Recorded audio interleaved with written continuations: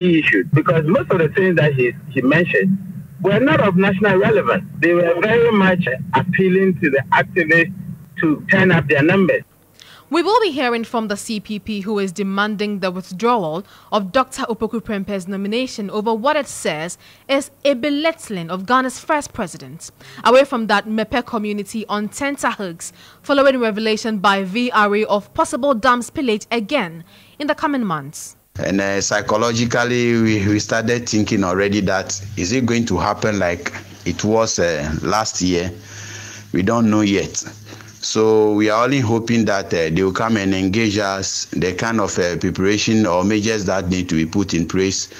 But DC for the area is allaying the fears of the residents. We will be live with him. Now, away from that, food inflation soaring despite Ghana Statistical Service announcements that overall inflation dropped from 23.1% in May 2024 to 22.8% for June 2024.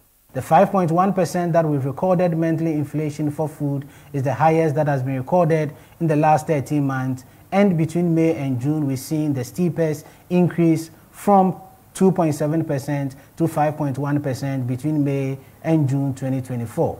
We will be live with the General Agricultural Workers Union, who is in March this year predicted food inflation was going to worsen in the coming months. If you look at the month of February, March, April, about you should expect food prices to go up because it is the lean season. So what we are even experiencing in February, the situation will change. There are details of these and other stories coming up in this 1 hour 30 minutes broadcast. Stay with us. Starr News is coming to you live on Ultimate 106.9 FM in Kumasi, Empire 102.7 FM in Takoradi, Cool 103.5 FM in Ho, Rage and Might FM in Tamale, Sonali FM in Wa, My Star Radio in the USA. Also live on Facebook on Starr 103.5 FM and on starfm.com.gh around the world. This is Starr 103.5 FM.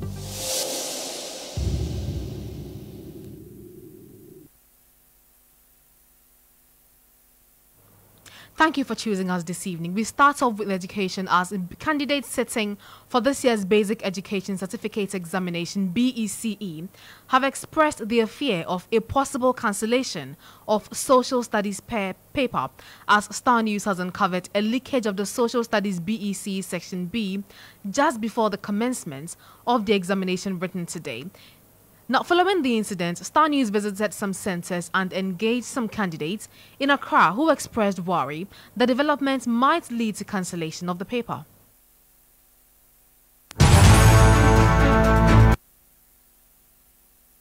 So for Napo to compare Nanado, who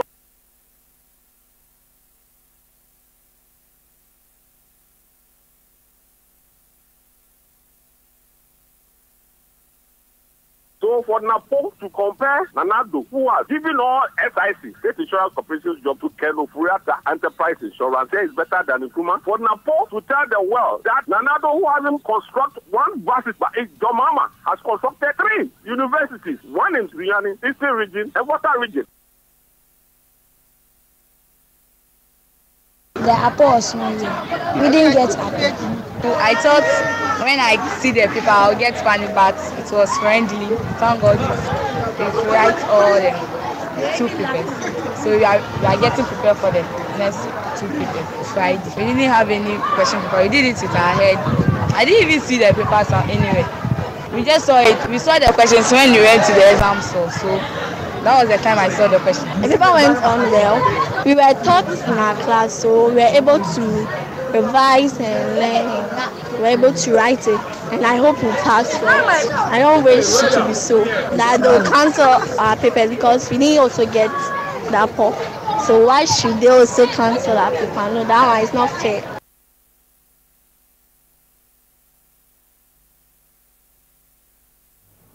Well, let's still stay more on this and engage Director of Public Affairs at the West African Examination Council, WAEC, John Kapi, for more on this development. Mr. Kapi, thank you so much for your time this evening.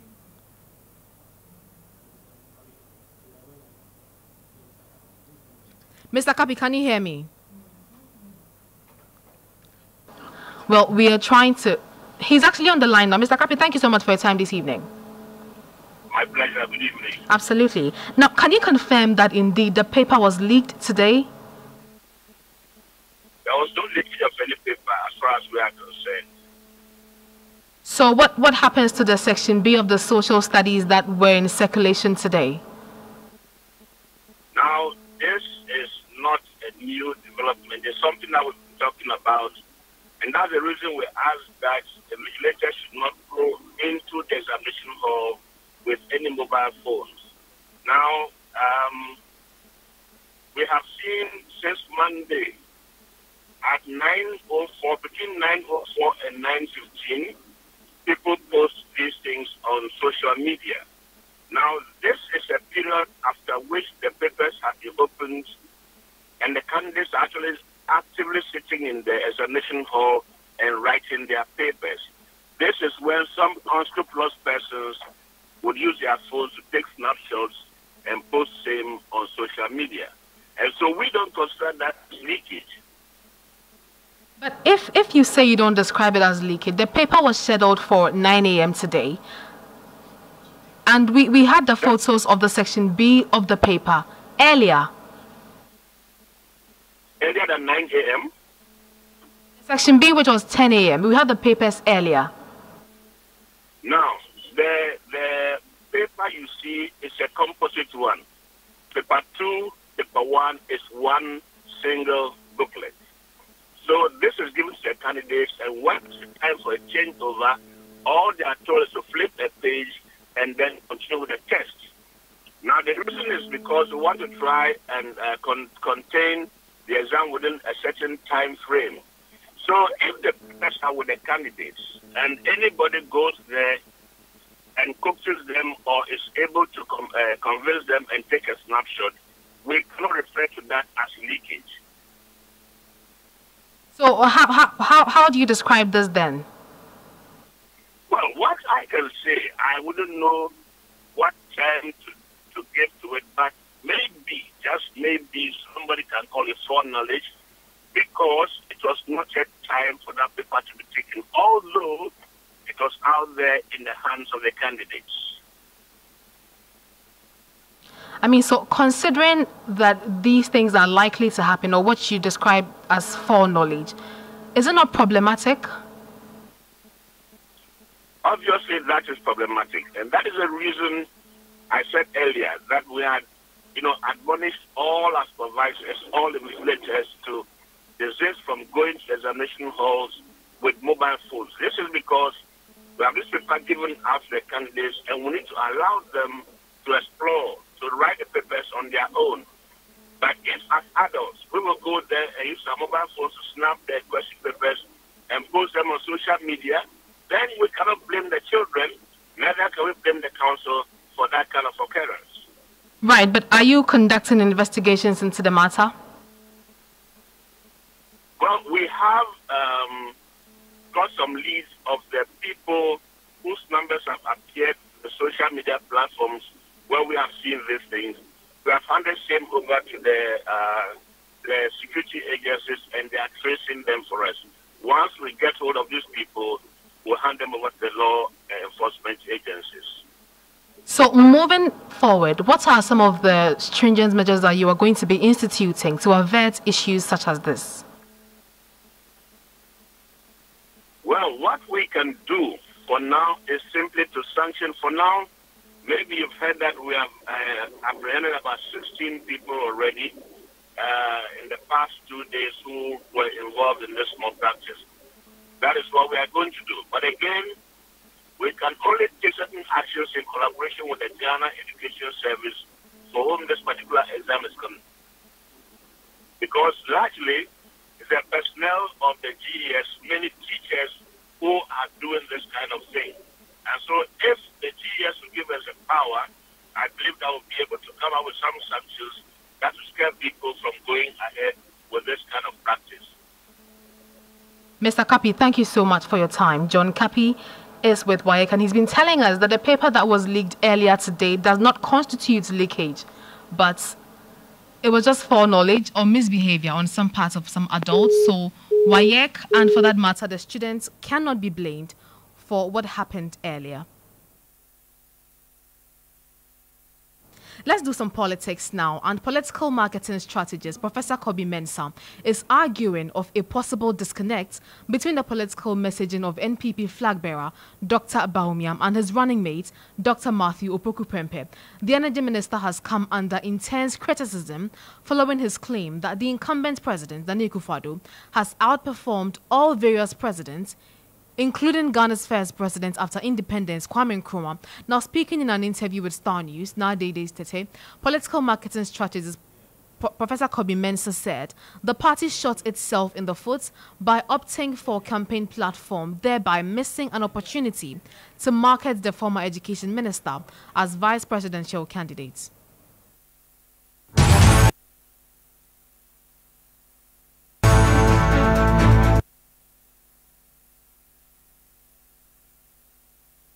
Firstly, I think that for a first address, for a candidate who is just been selected, the platform was wrong because he's been just selected as a running mate, someone who has never been on that level before.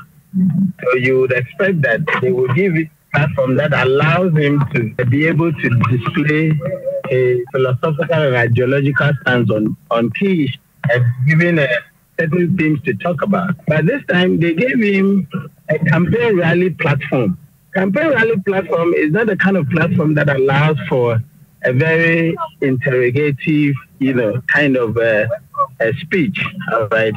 Campaign rally platform is like a rabble-rousing. People would only shout, they would scream on issues, but not be detailed about, key national issues. And so for me, I think that the first issue was the platform that they gave him. It doesn't allow for serious interrogation of issues. It doesn't allow for serious discussions of national issues. And that is what actually might have actually instigated the kind of delivery that he got. In fact, you can't even team up the key issues because most of the things that he mentioned were not of national relevance. They were very much appealing to the activists to turn up their numbers. How do you really get a sense of how the running mates would actually look at issues of national importance? How would you be able to judge his vision, his philosophical stance on key issues? You can't do that, with a kind of, platform that he. So you said he cannot do that with the kind of platform he got. I mean, many have said that it's because of what they are seeking to achieve with the region, and they have sensed that there's some level of apathy there, and they are trying to whip up their base. Reason they chose a particular platform. But is this the final opportunity to do that? In earnest, the actual campaign hasn't even started. This is the outdooring of your running mate. It is not even the actual campaign. You have so many opportunities to actually do the kind of thing that you're talking about. Even by campaign measure, we can say that even what he's done will win. It will win eventually because we haven't even started a campaign. So if that is what we want to achieve, to rally the base, to whip up the base, you do that when the campaign time starts. I mean, you will get so many opportunities to be able to do that. I am sure that by adoring your running mate, there will be quite a lot of stakeholders, international community, the diplomatic corps. You have, the voters themselves, not only in Kumasi, but across the country, who want to listen to you. And all that you can do is to have a very Ashanti-centric rhetoric in that sense. I think that it was a wrong, strategy to do. You don't whip up your base by dividing the country and by saying things that could sharply, create a division or create a wedge between you or your base and the rest of the country. I don't think that is the right strategy.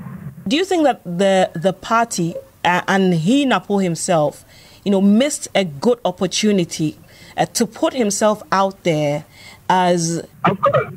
It was a missed opportunity. Missed opportunity for you to put yourself to appear presidential, to dismiss the public perception or, the tagging that have actually been laid on you, to actually show that indeed you have matured in your politics. But he missed those opportunities to do that. And then the comparison of President Tutuwaa to the country's very first president, the Osajifo Dr. Kwame Nkrumah. Some have said that this was unnecessary because, I mean, the platform did not even call for such a comparison.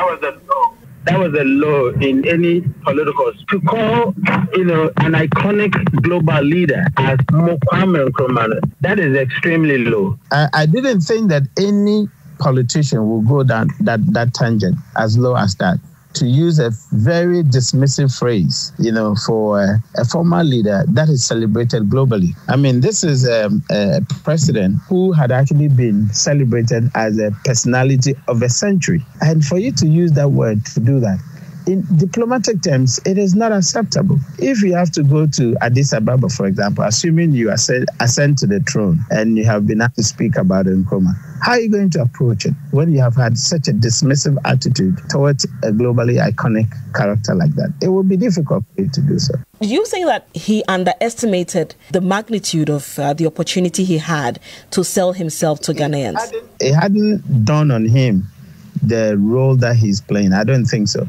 Because he is actually, kind of carrying himself as if he's a hype man. You're not a hype man. The vice presidential position is a very, dignified one. So there is a certain, ambience that you're supposed to bring to that particular level. There's a certain way that you have to carry yourself.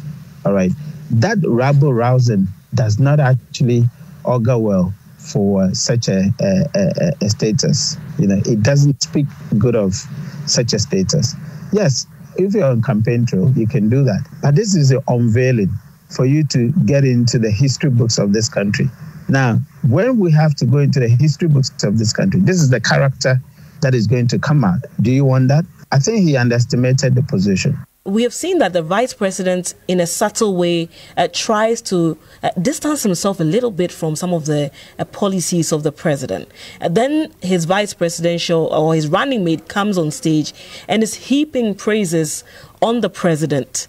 Do you see a departure there? Would they have to meet to, discuss what the way forward should be? I think it's the discord. I mean, the team is struggling. The team itself is cobbled, inappropriately. I don't think that, given the vice president's way, he would have actually chosen that. People have actually suggested that. But even when he's chosen it, you want a certain, a harmony, But of course, we're not seeing the harmony. And of course, you just say that you can say that they've just been put together. But going forward, I don't see where the harmony is going to come from because obviously, the personalities are completely different. From the evidence of what I put it yesterday, doesn't show that indeed there's going to be any toning down or any departure from the personality challenges. And so for me, it is very weird combination. And I can foresee trouble, I can foresee difficulty, for the campaign going forward to December. But of course, we'll wait to see. That was Professor Kobi Mensah there assessing the running mates of the MPP's first speech as a running mate. Let's still stay in the Ashanti region, and 4 persons have been cleared to contest the governing New Patriotic Party's parliamentary primaries in the Menchia South constituency, scheduled for Sunday, July 14, 2024. Now, the committee responsible for organizing the primaries has also warned executives of the party in the constituency not to campaign for any of the aspirants. There are more details filed by my colleague, Justice Isaac Bediako. After the close of nomination on 9th July 2024, 6 party members picked nomination forms, but only 5 filed. Evans Nimakon, Director of Elections for the New Patriotic Party, spoke to GH1 News. At the close of nomination, 6 people pick up their forms. Upon return, only 4 of them brought. We engaged them, and the committee has recommended that all of them be made to participate in Sunday's constituency delegate conference. That will elect for us the new parliamentary candidate for Menchia South constituency. We've balloted as well. Executives of the party in the constituency have been banned from campaigning for any of the aspirants as a means of ensuring unity even after the primaries. We are looking at a situation where executives, coordinators, and party executives will abstain from following candidates. We want a situation whereby we are not going to divide ourselves. The process is not going to cause a division in the constituency. One of the aspirants, Nana Owusu Efriye Prempe, who spoke to GH1 TV, expressed confidence that the delegates will reward his loyalty to the party. He also stressed that his interest to contest has nothing to do with his family background. Come Sunday, the delegates will make that determination. I think, yes, I mean, there are rumors, people are just a bit of unease and all that. But if it was a family thing, I don't think I'll be contesting or coming to you. I'll stay in my family home. Elders in my family will make that determination. But it's a family in terms of MPP family. And I'm a true royal of the MPP family. That is why I'm putting myself up for this contest. So I don't think there's any issue with that. The delegates will make that determination. You're still listening to Starr today. Let's do more politics as the founder and leader of the National Liberation Congress, NLC, Stephen Atubiga, asserts that discussing the current economic hardship in Ghana is futile because no government is flawless. During a media briefing in Accra, Atubiga, a former communicator of the opposition NDC, emphasized that since the vice president has distanced himself from the government's policies, it is acceptable to refrain from criticizing him.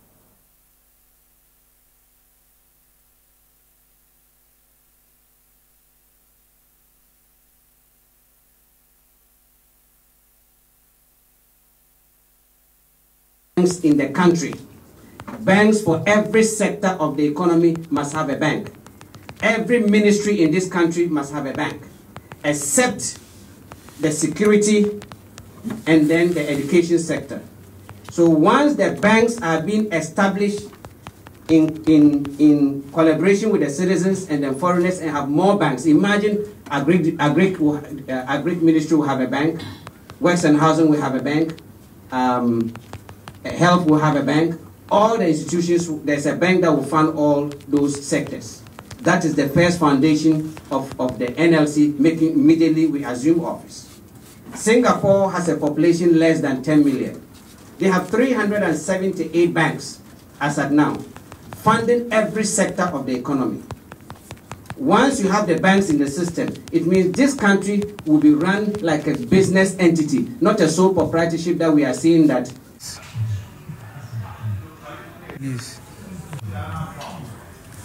Business, capital to establish your own radio stations. You are at the mercy of just working for people. Excuse me to say, most radio station owners can't even read and write, but you have degree holders working for them, and you have a future to also grow. So we have a bank we have a media bank, we have an auto bank, we have an agri bank, we have a railway and roads bank. We have banks. Once you make the environment conducive and structures in place, bigger banks will come in and they will swallow the smaller banks.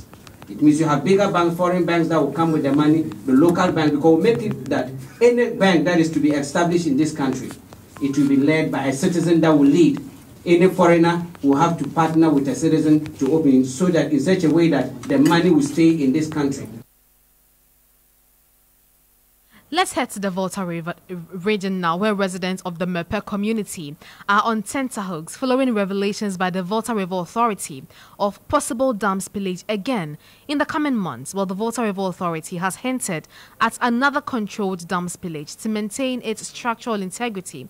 Only last year, more than 35,000 people were displaced, with the authority facing criticisms for failing to engage and relocate the affected communities before the spillage. But Assembly member for the area, Amos Ahosubolo, says the town folks are already panicking at this announcement. Psychologically, it's affecting us already because it happened just last year. Damage cost is still there, loss of properties, and then all that, our buildings were down. So for us to be hearing these news again, it's disturbing.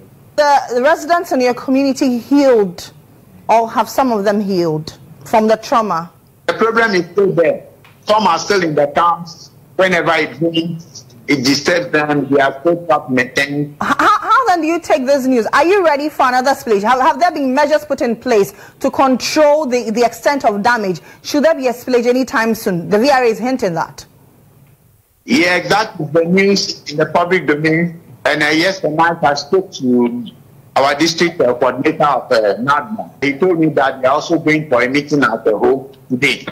So I think later, before they will be coming to engage us as a community, give us briefing and measures that they are thinking to put in place. And already we have a safe haven protocol is been St. Kizito. Yeah, with a signpost there, but how prepared is the place? We don't have toilet facility, urinal, bathhouse, and are they going to accommodate us in a classroom, or they are going to mountains, all prepared with the environment? In case it happens today, what are we going to do? Should the order do that we should move? How is it going to be like? We don't know yet. Let's go over the phone lines and engage the District Chief Executive of North Tongue, Divine Osborne Fenu, on what he makes of these fears that the residents are allaying. Thank you so much for your time, sir. Thank you. Great. Now, residents in your area are expressing fear owing to what happened last year. Their concerns are justified, aren't they? Yeah, I think so. Right. So what exactly are you doing to address these concerns they have raised? Yeah, so VRA, in collaboration with NADMO, started some sensitization program today at North Tongue. It's actually part of their annual engagement program, stakeholder engagement program, to discuss issues relating to flood and other, and to also give us some education on what to do at this particular point in time. And so the engagement today happened. We have officials from NADMO, we have officials from VRA, and the stakeholders, the DC, the MP was supposed to come, but unfortunately he traveled out of the jurisdiction, so he couldn't make it. We have traditional areas from the 6 traditional area that we have in North. We have some district members of the ambulance service there, the NIB, the NADMO, the GESFs, EPA, Ghana Health Service, assembly members, reps from the youth group, women group, the disabled groups. They were all present today for that engagement with VRA. Right. So beyond the engagements, what other pragmatic solutions are you looking at to avoid another disaster? Yeah, so we're looking at some putting up some structures for people who may be affected, because you see that some people are still living in tents, and currently VRA is doing some projects. I'm sure within the next week or two that project should be completed, and those people will move on there. The rest of the people are in some other civilizations are doing well. Wait, when you say that the VRA has put in place measures or they are putting up tents, is it to accommodate those that were affected? They are putting up structures. It's actually a building that is ongoing currently. We are hoping that by next week or two it should be completed. What is the number of these structures that are being put up, and does it equate to the number of persons that were affected? So currently we are looking at those who are in the tent. There are people who are in the tent. The others are some other structures that have come up. So the only few in the tents are what we are looking at, the number we are looking at for now. What is that number exactly? I'll give you that data probably. I don't have it, but there are not many. I'm asking because our previous reports indicate that over 35,000 were displaced as a result of last year's disaster.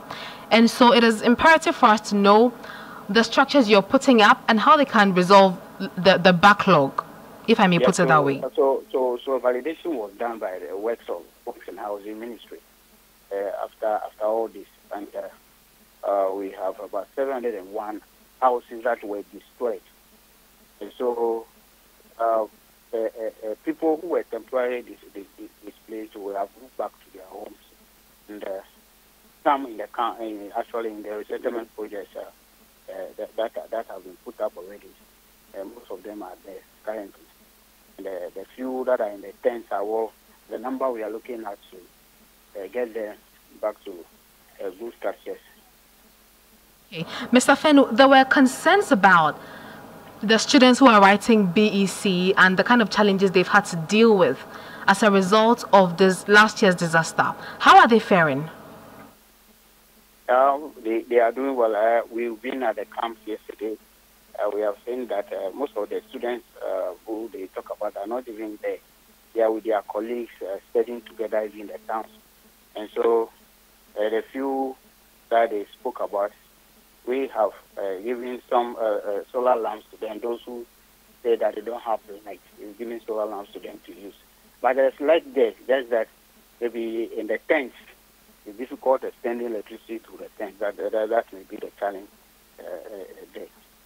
So when you say they are with their friends, do you mean that they have relocated to their friends? Because the reports or the images we saw indicated that they were sleeping in darkness. So that is what I'm saying, that in the tents, it's been difficult extending electricity to the tents, actually. But those in the rooms, they have light. There's light there. What I'm saying is that those students, I'm told that they meet them, their teachers meet them after exams to give them some tuition and all that. So they are together studying with their friends, doing group study. So they are not actually in the camp. Right.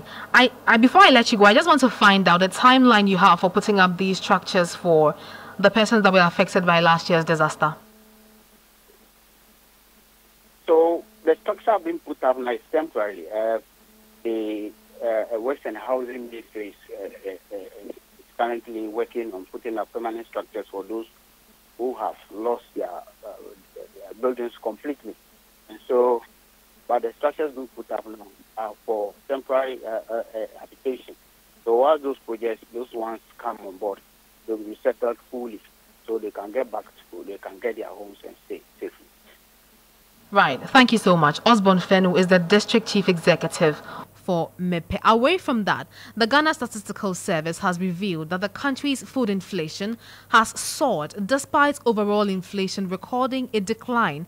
Per latest figures, now the prices of goods and services between June 2023 and June 2024, according to the service, rose by 22.8%, lower than the 23.1% price change recorded between May 2023 and May 2024. On a monthly basis, prices of goods and services between May 2024 and June 2024 rose by 2.9%, also lower than the 3.2% recorded between April 2024 and May 2024. But despite the downward trend in overall inflation, the Statistical Service says the 5.1% monthly food inflation recorded is highest in 13 months. Here is the government statistician, Professor Samuel Kobna-Inim.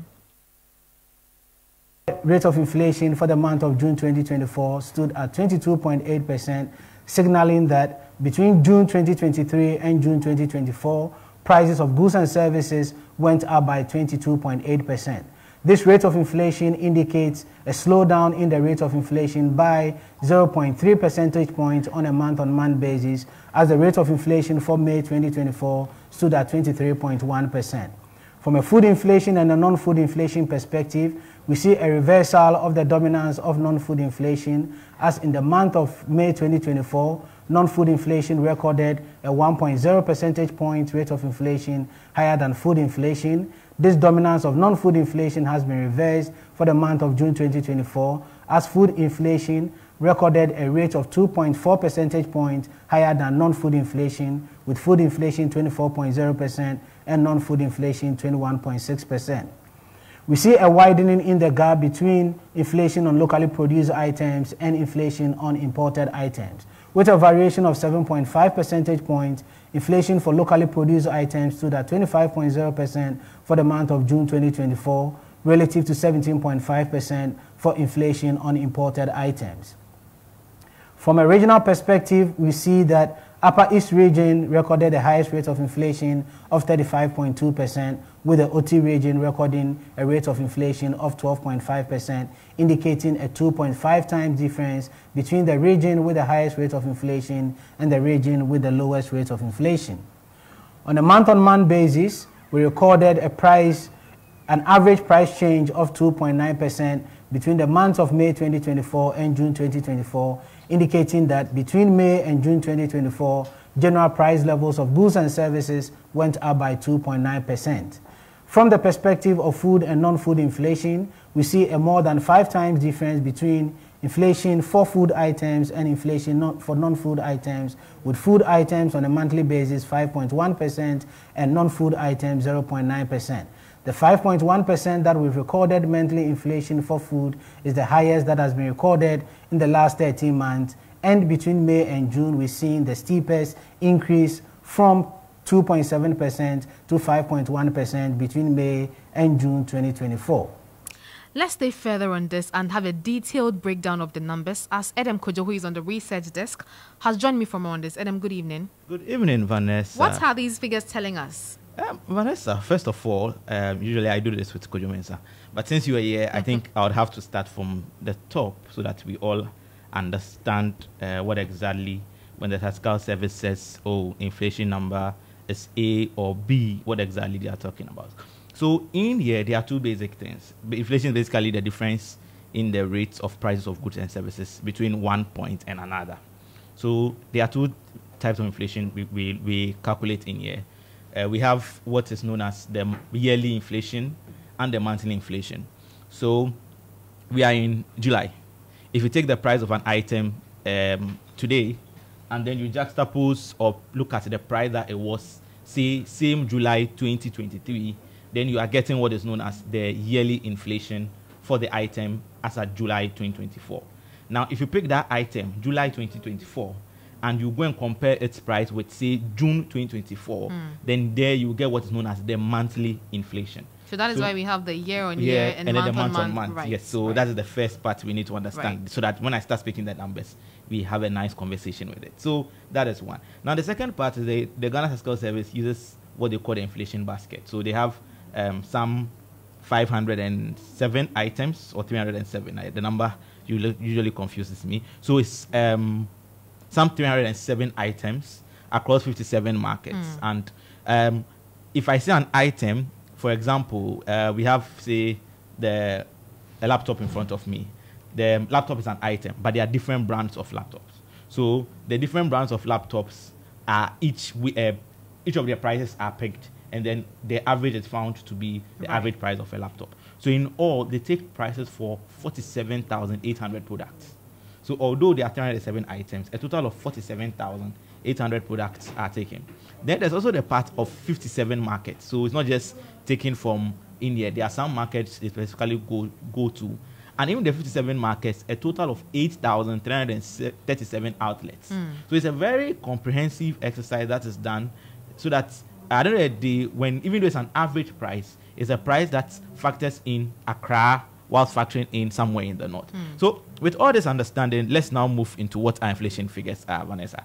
So first of all, for June 2024, which we are in now, which we just moved from, because that's the last month, our inflation was 22.8%. In last month, that was May, the inflation was 23.1%. So what we've seen actually is a slowdown in our year-on-year inflation. However, when you do the monthly inflation, so when you pick an item from June 2023 and June 2024, the prices have gone up by 22.8%. But if you pick the item from May 2023 to May 2024, the item has gone up by 23.1%. Is this good or bad? So I'm going to go in. Okay. On the headline basis, what this means is that, yes, the rate at which prices are going up has slowed. So in May, if you compare to the year back, it was 23.1%. In June, it's slowing down. Unfortunately for us, this is like the second slowdown we have seen since March. So, no, this is like the third slowdown we have seen actually since March. So this is some good news for us. Okay. That's okay. Even though prices are going up, it is going up at a slower rate. The inflation dropping never means that prices are coming down. It only means that even though the prices are going up, it is going up at a smaller rate. But this gives you a year-on-year perspective. It's the month-on-month that gives you sometimes the true picture. So in May, for example, prices moved from April to May upward by 3.2%.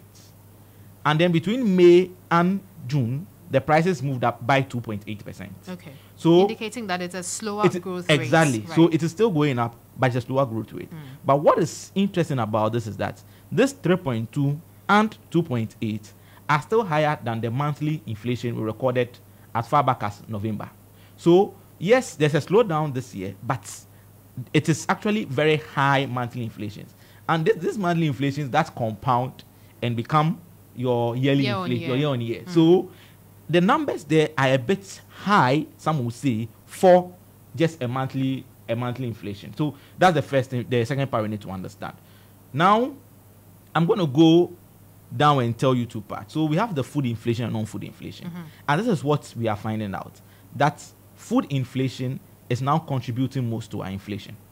So the general inflation rate, as I said, was 22.8%. However, food inflation rate was 24.0%. And non-food inflation was 21.6%. So what this is telling you is that the average price you pay for a non-food item has gone up at a lower rate than the average price you pay for a food item. So if say you are somebody and everyone actually consumes a lot of food, and there's a survey that says about 40% of our expenditure is on food, that means that you probably be feeling the inflation a lot more because your food is actually higher. So that is some of the dynamics we look at. Then also on a month-on-month, remember that on the month-on-month, overall inflation was 2.8%. Overall food inflation for the last 1 month is 5.1%. That is nearly double the month-on-month of the overall basket. But do we know what causes these inflations? I mean, people have said that it is as a result of the cedi depreciation, but is that all? So, as I said, this is the food bit. So, the food takes a very big part of our basket. Okay. So, once food inflation still remains high as 40%. Yes. Right. Once food inflation remains high as this, what this then means is that your inflation will still be seeing like very high numbers. So that is actually what is actually in there. In fact, let me show you some items that actually have very high inflation. So this is put in 13 groups. Alcohol beverages, tobacco, and narcotics actually in one group. And their year-on-year inflation is 32.3%. Just this category? Just this category. Restaurant and accommodation services, 30.7%. So if you are somebody that probably eats a lot at restaurants, or somebody that likes to spend a lot of time in fanciful places, your inflation will definitely, per this data, be higher than the average that the External Statistical Service puts out. Housing, water, electricity, gas, and fuels, 26%.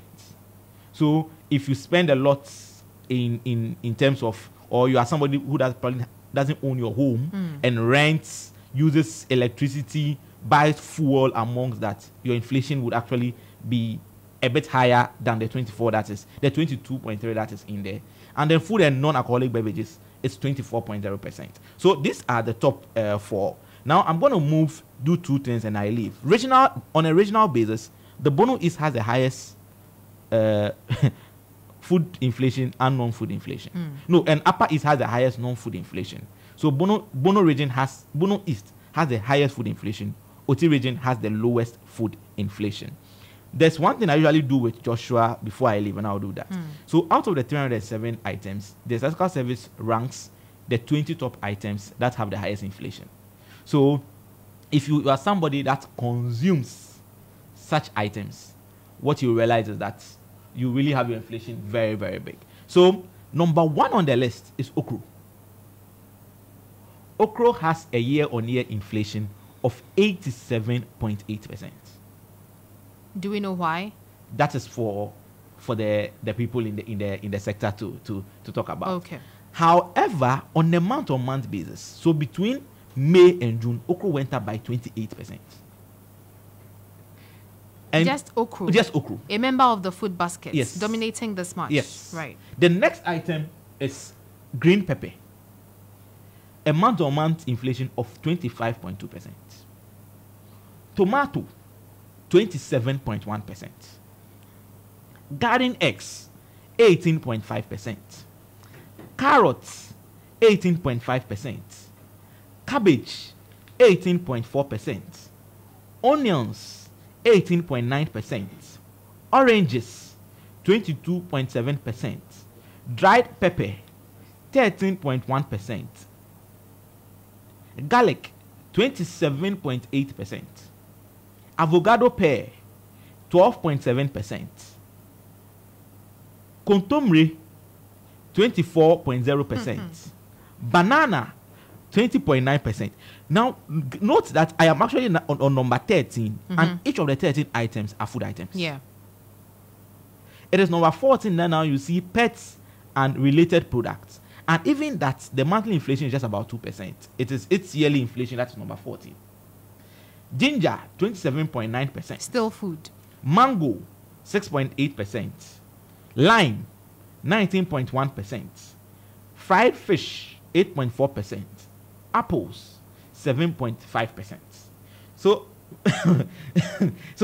it tells us a very clear picture that in the past 1 month, it has actually been food that is driving our inflation. And note that, see the rate, 25%, and note that this is just for 1 month. Yeah. So even just for 1 month, you are having inflationary levels higher than the overall inflation for the entire year. So if you are somebody that consumes a lot of okra, a lot of pepper, say, so my home like this because I like my okra soup, I'll have my tomato in there, I have my fresh pepper in there, I have my okra, I'm probably likely to experience an inflation higher than the 22.8% that the Statistical Service has given. Right.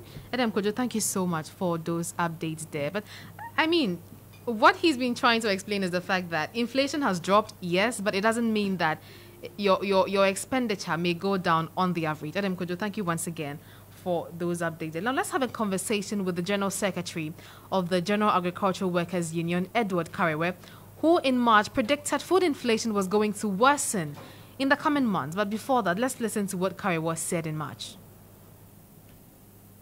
I think the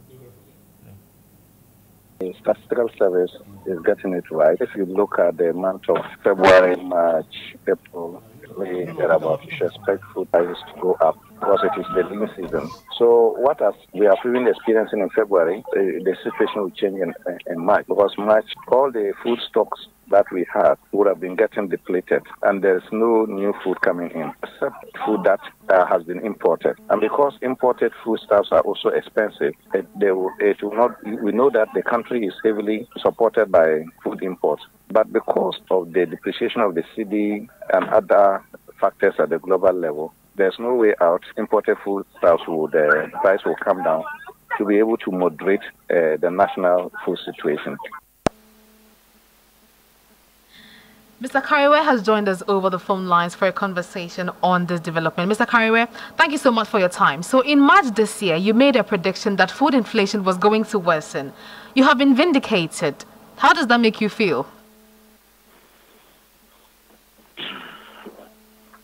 Well, I think that it's an indication that we are not only we are sincere to what we are doing, and that we observe things from the ground, and then we try to forewarn policymakers so that they could, make interventions that will help all of us as Ghanaians.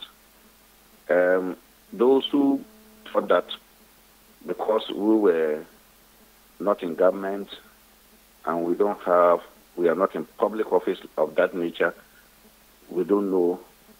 It is a vindication that no, knowledge in particular in the area of agriculture does not reside in only those who are in public office and have been vested with power to make policies alone.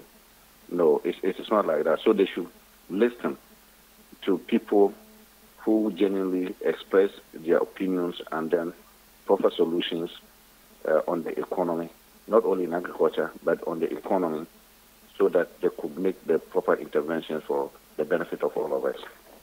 Mr. Kariwe, my colleague Adam Kojo was in the studio earlier to tell us about some of the 20 top things the Ghana Statistical Service assesses in making this or rating or calculating this inflation rate. And he says that okra alone has over 20% inflation rate. Why is that? Well, if you look at okra is one of the vegetables that are produced in the country. And we should just mark it that vegetable production will continue to be constrained into the future, because vegetables are delicate, crops, and then they need fresh water to for their irrigation or their use.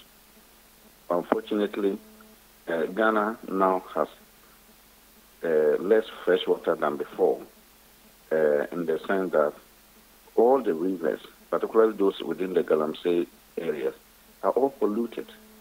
And I bet you that vegetable production in those areas can no longer be carried out because the Galamsey water in the rivers are not good enough for the vegetables. So the overall effect is that vegetable production in the country will come down, including okra. And so we should expect not to experience any relief in vegetable production and okra price and so on. You may once in a while have a particular area may have some high production where they are not affected by these Galamsey activities. But if you look at it nationally, we should not expect any better results than we have now. Well, if you say that vegetable production may decline, will your outlook for the year be the same as you predicted in March? Yes, it will be the same, if not even worse.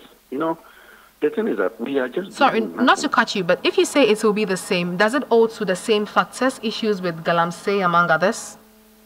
Yes, as we spoke about Galamsey, nothing has been done about Galamsey as we speak now.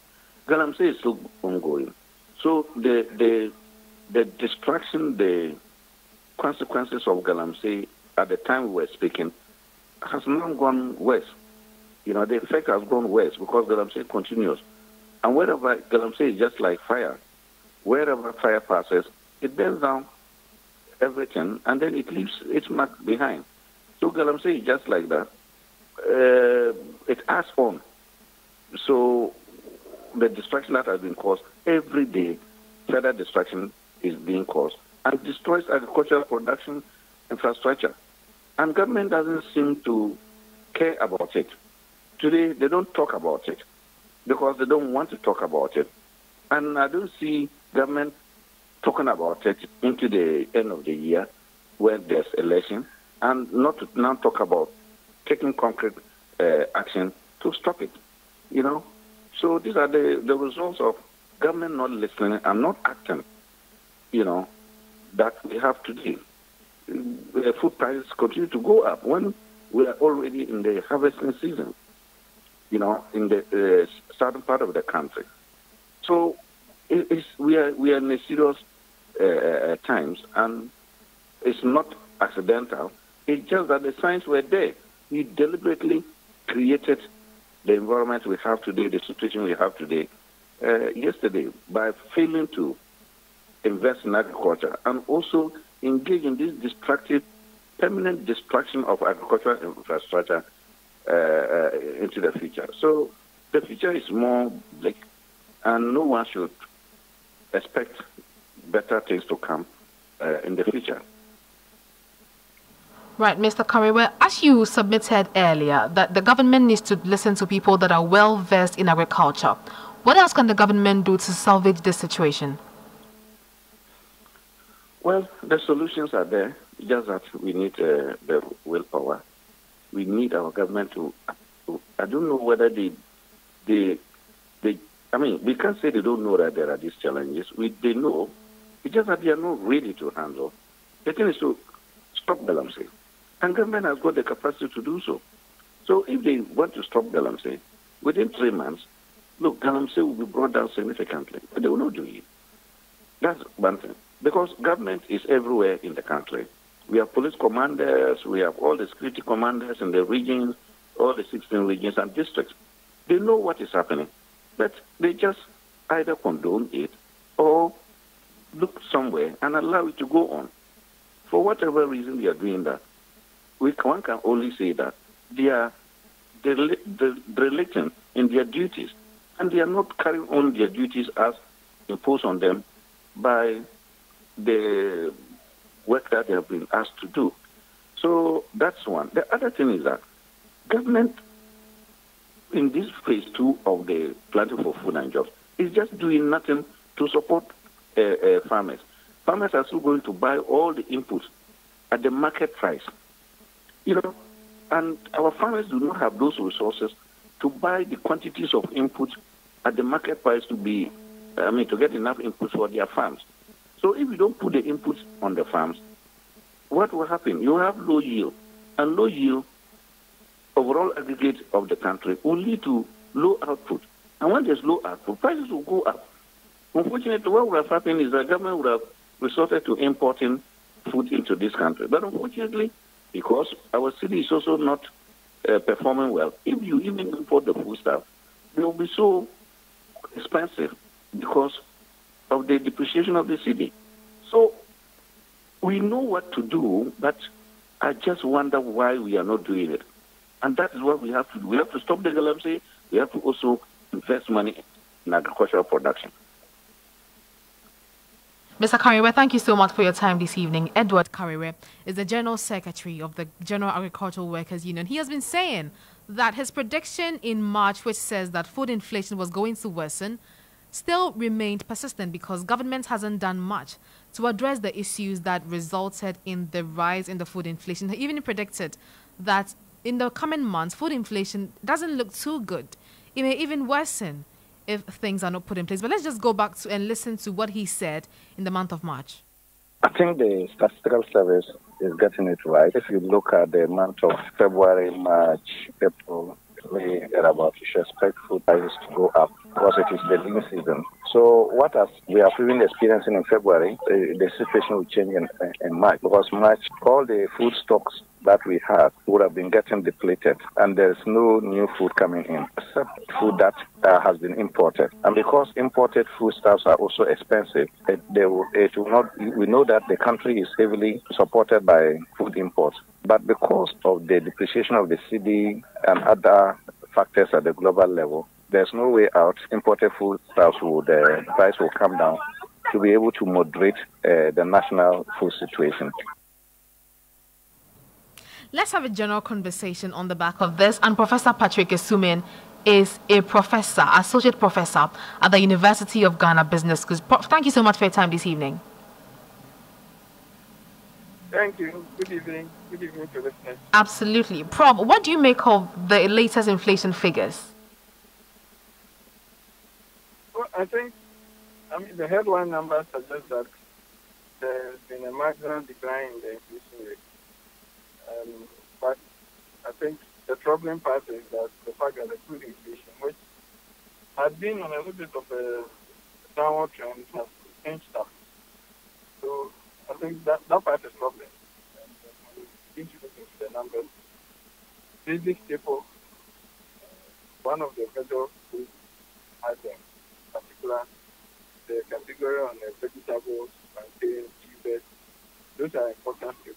So they are that class of some of the highest influence the increasing. So I think the headline number probably belies the fact that inflation still remains. And if you look at it in the broader context, Prof, kindly position yourself so we hear you and have a better conversation. Okay.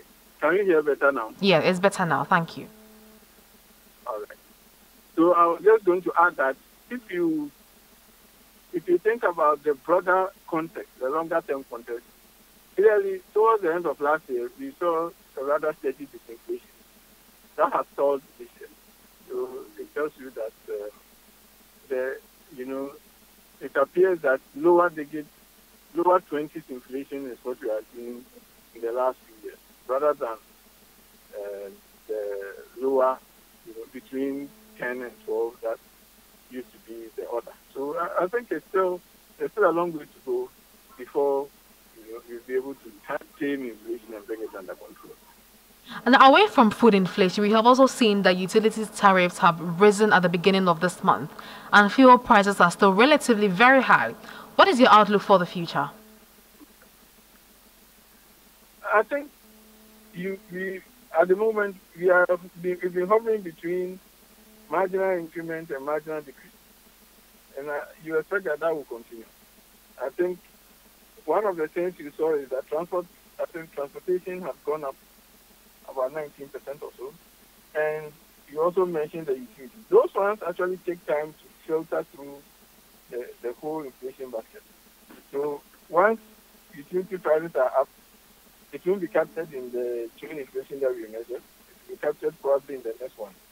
And then the subsequent effect on transportation will come a few days later. So you expect that, there might be marginal increment going forward. Prof, the government and the central bank's target for the end year rate is 17% maximum. Is this still feasible? Well, it probably is. I think 23% is still quite close to the end year number, but you get a sense that getting closer to the election, there will probably be a little bit more monetary loosening, which is likely to affect the inflation outlook. And then, of course, the currency is a issue. I mean, if the currency is not stabilized, then imported inflation will remain an issue. So it's still feasible. We are only halfway through the year. It's still feasible, but you still have to understand that 17%, even if you achieve that, it's still outside of the medium-term target. I mean, so are you in any way saying that election activities is likely going to rise the inflation figures instead of actually declining it? That's a possibility. Look, I think we've been in the IMF program. We've been under domestic the debt exchange. We've seen the debt restructure. Now that it's over, you get the sense that there will be a few more additional spending, especially on the construction side.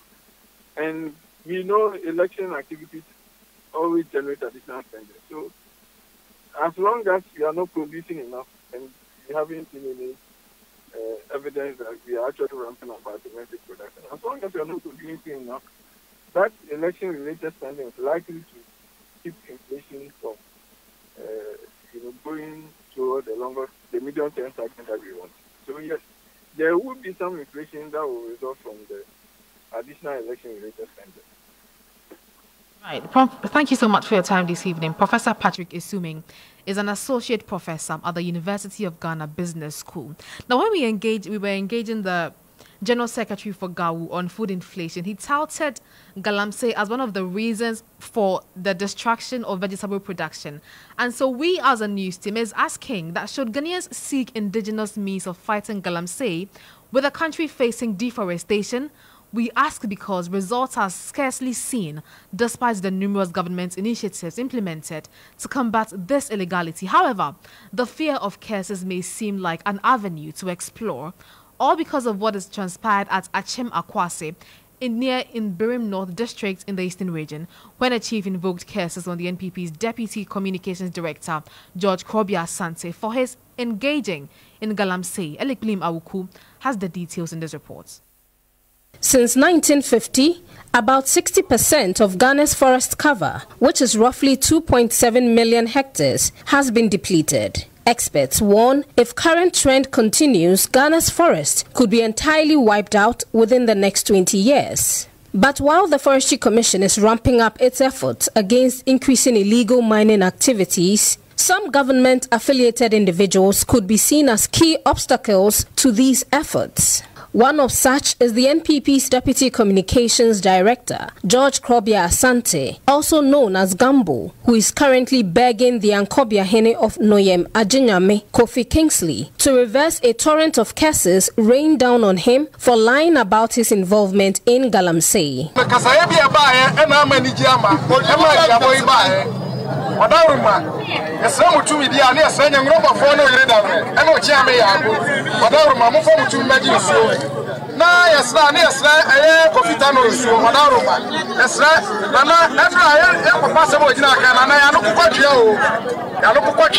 The incident occurred after Gambo claimed he had never engaged in illegal mining activities, angering some community members equally involved in Galamsey. The Ankobia Hene called upon the river deity to curse Krobia Asante, invoking death if he had ever been involved in or benefited from Galamsey. Fearing for his life, Krobia Asante reportedly confessed his involvement to local chiefs and requested clemency as well as the reversal of cases. Osaberi Majansi Kodia Iduako, the chief of Achim Akwase, confirmed to the news team that the initial rituals to lift the curse had been performed, with further ceremonies planned at the riverside on a later date. Accusations have been leveled against some government and NPP officials alleging their involvement in Galamsey activities. Funnily, Krobia Asante, in March 2013, slammed the NDC for undermining government's anti-Galamsey efforts. Should we then resort to cursing since legal avenues have failed to deliver results? That is food for thought. Well, as Ellie said, that is certainly food for thought. You're still listening to Starr today here on Starr FM. Let's head to the quarters of the legislature as the minority in parliament has kicked against the restricted recruitment into the security services by the government. Interior Minister Henry Quartey has announced recruitment of about 11,000 people from a backlog of applicants. But addressing the media, ranking member for the Committee on Mines and Energy, James Agalga, and Deputy Minority Leader Emmanuel Amakufibua refuted the claim of the existence of a backlog. They demanded immediate halt of the exercise, describing it as illegal. The NDC MPs want government to open the exercise to the general public if it has to go ahead. It's illegal, it's unconstitutional, it is discriminatory, and ought not to be pursued. And he has demonstrated why there is no such backlog from a press release issued by the police service at the end of the 2021-2022 recruitment exercise. So, backlog is nothing but a creation of this government, the MPP government, in order to allow for unequal access in terms of recruitment into our security agencies. And he has demonstrated once again how dangerous that move is. It portends grave danger for our national security. Security services.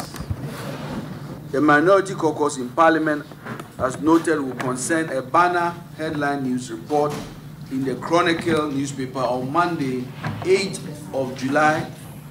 The government is about to commence recruitment of some 11,000 personnel into the security services. The report said 3,000 personnel will be recruited into the Ghana Immigration Service, 4,000 into the Ghana Police Service, 2,000 into the Ghana National Fire Service, 1,500 into the Ghana Prison Service, and 500 into the Narcotics Control Commission. It further said, since, and I am quoting it, since this is a backlog, the Ministry of Interior is going to work with, there will be no advertisement in the national dailies calling on qualified applicants to apply to join the security service. Still in the lawmaking house, and the minority has also accused the Attorney General, Godfrey Tutuwaa, of an attempt to deceive the public about the outcome of the ENI Vital Unitization arbitration, while the AG in a statement on the judgment of the International Court of Arbitration claimed victory, arguing the country has been saved from paying $7 billion payment demanded by the plaintiff. Now, the claim of Godfrey Tutuwaa has, however, been countered by ENI.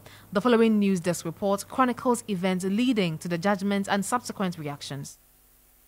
In April 2021, Ghana's then Minister of Energy, Peter Amewu, directed that the Efia oil block held by Springfield E&P and Sankofa Field, operated by ENI and Vitol, should be unitized due to their overlapping petroleum reserves. ENI resisted, insisting that appraisal and commerciality needed to be established first. In June 2021, Springfield won a ruling from the Accra High Court ordering ENI and Vitol to set aside 30% of oil proceeds from the Sankofa field in an escrow account pending further legal resolution. The Italian-Swiss consortium challenged this directive at the International Tribunal on September 1, 2021. On July 8, 2024, the London-based International Arbitration Tribunal ruled in favor of ENI and Vitol, stating that the unitization terms were wrongfully imposed and the initial tracked participation determination was arbitrary. The country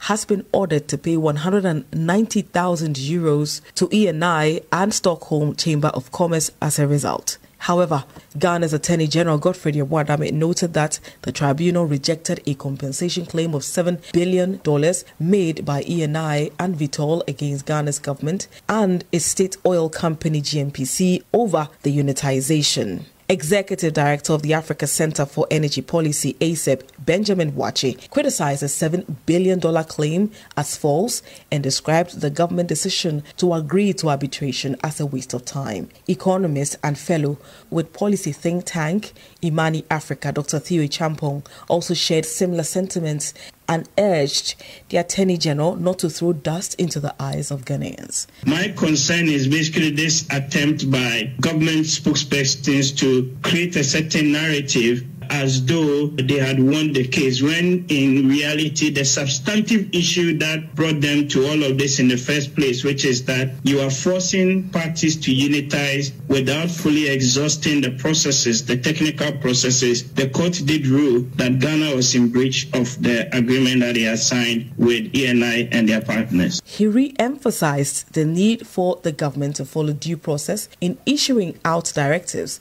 in the oil sector. Well, ranking member for the Committee on Mines and Energy, John Jenapo, has urged government to immediately engage the parties since Ghana lost the case. Per the judgment, he addressed the media earlier today. It was avoidable. We cautioned them. Civil society cautioned them. President Mahama cautioned them. We knew we were heading for defeat because that decision lacked basis. It wasn't backed by any law, and it wasn't backed by common sense. But government refused, and today we are witnessing this embarrassing spectacle. What it does is that it sends a wrong signaling effect. Because nobody would want to do business with Ghana if you are seen as a hostile investment destination.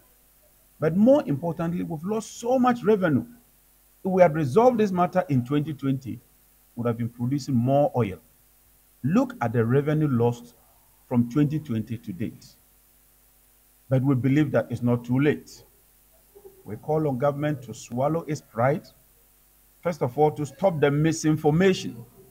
You have not won this case. Government lost this case and lost abysmally. You read the report, all those who went to testify did not do a good job. Government cannot review the judgment. The judgment is a judgment, and the judgment ought to be enforced. Government is not an appellant body. Government is not a Supreme Court. Government is not an appeal court. They've ruled against government. Government should accept that it erred and rather engage ENI Vitol so that they can find a harmonious, amicable solution. This attempt to whitewash the situation and misrepresent it is false. ENI did not claim any damage of 7 billion. If you read the entire document, there's no 7 billion claim. And the judgment even says that ENI can, if they want, pursue the avenue of seeking for cost damages. So that is untrue, and that is completely false. John Jenapo is a ranking member on the Mines and Energy Committee. Starr today, first, fast, and credible. You're still listening to Starr today here on Starr FM, and up next is sports with my colleague Benjamin Yama. Bengazi, good evening. Good evening. What do you have for us in sports today? Well, thank you very much. In sports, now Black Queens midfielder Azuma Bugri has indicated that indeed the Black Queens will benefit immensely from playing its friendly game against Japan. The Ghana's national women's football team will play Japan, who are ranked 7th in the world, on Saturday, July 13 at 6:20 a.m. in Japan.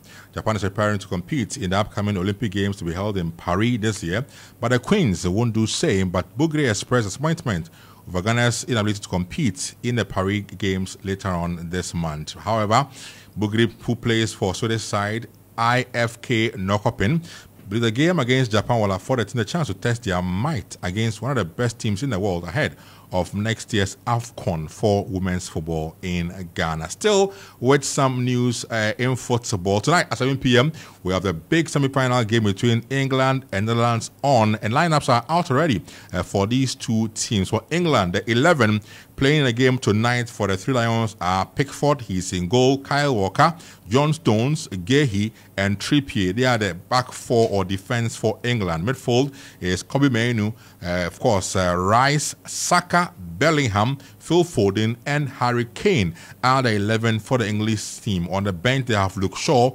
Alexander Arnold, Konsa, Ramsdale, Dunk, Gallagher, Tony, Gordon, Watkins, Bowen, Eze, Gomez, Henderson, Palmer, and Wharton. They are the players who are on the bench for the Three Lions in the game tonight at 7 p.m. For Netherlands or Holland, the 11 is indeed Verbruggen, he is in goal, Nathan Ake, Van Dijk, Virgil, De Vrij, and of course Simmons, Memphis Depay, Cody Gakpo, Reidnes, Dumfries, Shorten, and Malen. They are the 11 as well for the Dutch team. And on the bench, they've got Gertruda, De Ligt, Wijnaldum, Vergost, Frimpong, Bijlow, Van der Veen, Verman, Blend, Bedwin, Brobe, Zerzi, Flecken, and Gravenbeck. They are also the players on the bench tonight at 7 p.m. for the big semi-final game between England and Netherlands, kicking off at 7 p.m. tonight in the European Championship. So some tennis news now from Wimbledon. When Djokovic is through to semi-finals of Wimbledon after Alec de Minaur withdrew from their last 8 because of a hip injury. The Australian ninth seed was scheduled to take on the 24-time Grand Slam champion Djokovic in Wednesday's second match on center court. That's indeed today. Djokovic is handed a walkover, therefore, and will face Italy's Lorenzo Musetti. Let's take a listen to the devastated man de Minaur announce his withdrawal from the championship. Obviously not an announcement I wanted to make by any means. Yeah, I'm devastated, but I had to pull out due to hip injury, a little tear of the fiber cartilage that kind of is at the end or connects to the adductor.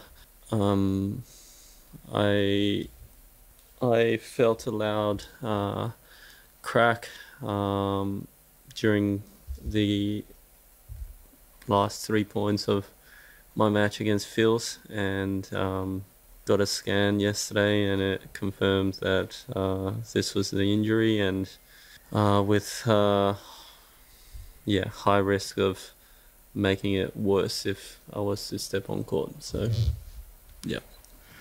So that's it for the man, unfortunately, who cannot be in action today. So a walkover for Novak Djokovic. Meanwhile, Musetti managed to defeat Fritz 3-6, 7-6, 6-2, 3-6, 6-1. So they went 5 sets to decide the winner who takes on. That's Musetti, the Italian, who now take on Djokovic, semi-final of the ongoing Wimbledon. So last story of the evening in sports. Man U have accepted a 31.6 million or 26.7 million pound offer for Mason Greenwood from Olympique Marseille, with a forward to sign for a Ligue 1 club subject to his terms being finalized.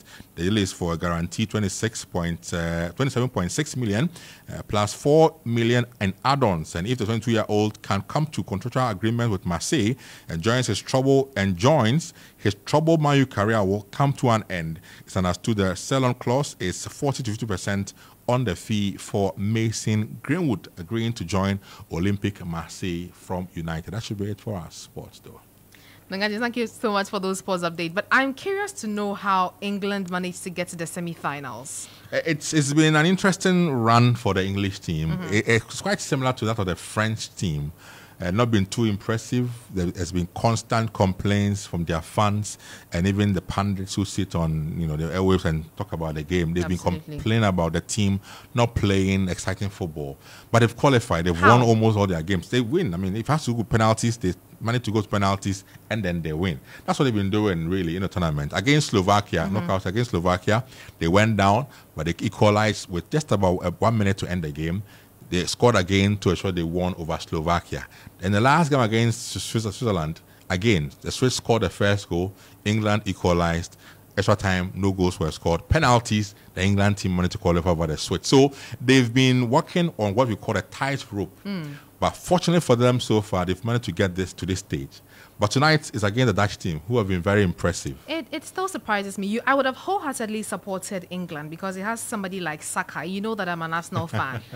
But with what they've been doing, I want to see their backs. This evening, my bet is actually on Netherlands. Well, I mean, the two of us are, rooting for the same team because I'm behind the Dutch team. I want to see the Dutch team progress. In fact, sometimes we need to save ourselves from the noise pollution. I agree. From the English folks. I absolutely agree. We cannot take it if they get into the finals and the constant, it is coming home. I don't know which home it is though, but we cannot afford to have that in our ear. So I'm rooting for the Dutch team tonight to win against the English team and take on Spain in the finals. Absolutely. We don't want to hear it's coming home. We are tired of them. That was my colleague Benjamin Yama with the latest in sports.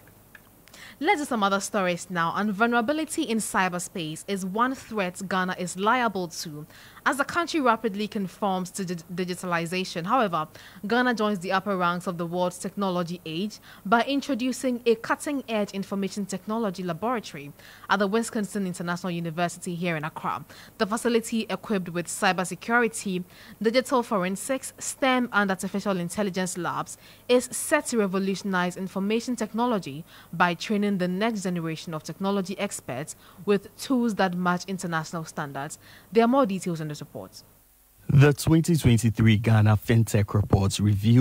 The 2023 Ghana FinTech Reports reveals that cyber fraud, including credit card fraud, identity fraud, and romance fraud, stands as the country's most prevalent form of cybercrime, with extra attention to the financial sector as a target.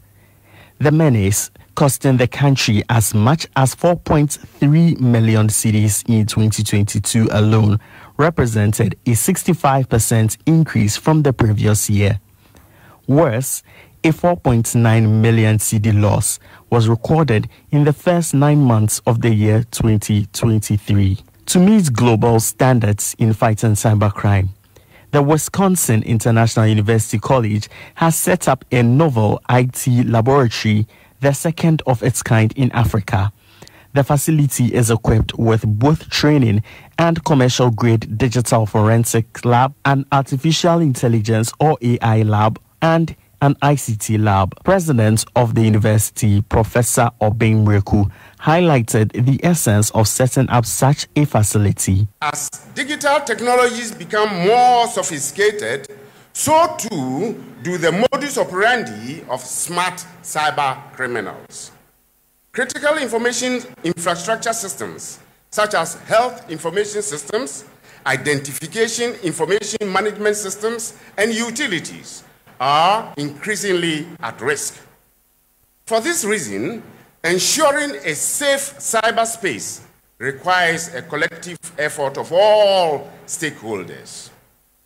In response to this growing need, Wisconsin International University College has made a substantial investment in our cybersecurity and digital forensics laboratory. Speaking at the launch of the facility, guest of honor, Education Minister Dr. Yao Osei-Duchum, revealed the establishment of the laboratory supplements the government's initiative to channel science, technology, engineering, arts, and mathematics-inclined pre-tertiary education. So when you hear on the news that we are looking at a new secondary education bill.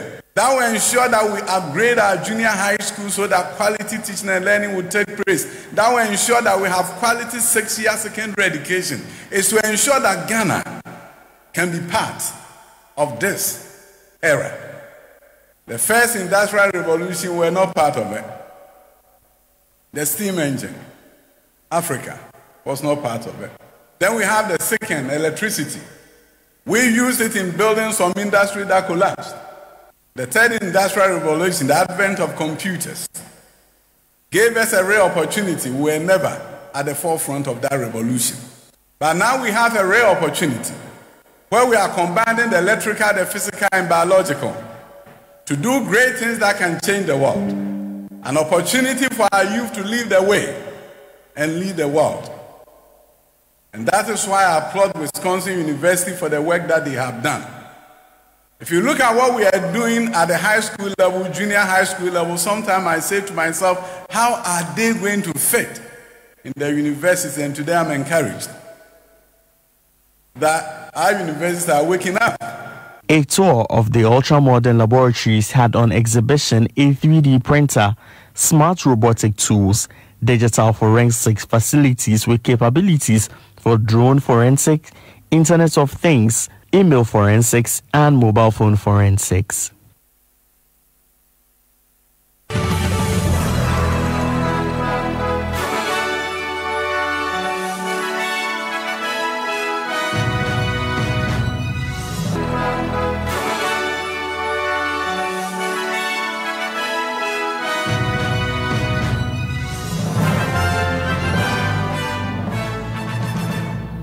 That wraps up this edition of Star Midday News here on the broadcast. For more news updates, log on to starfm.com.gh. I am Tutuwaa Danso. The next on your radio is BBC Focus on Africa. Good evening.